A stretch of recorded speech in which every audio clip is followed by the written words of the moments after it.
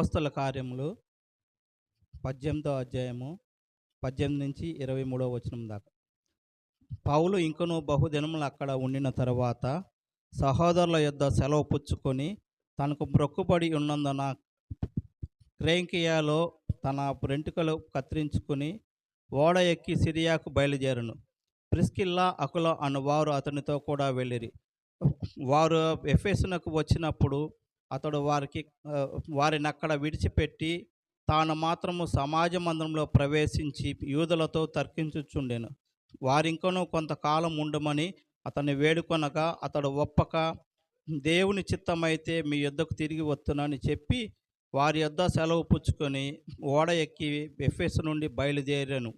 తరువాత కైసరయ రేవున దిగి యెరూషలేమునకు వెళ్ళి సంఘపు వారిని కుశలమడిగి అంతియోకకు వచ్చెను.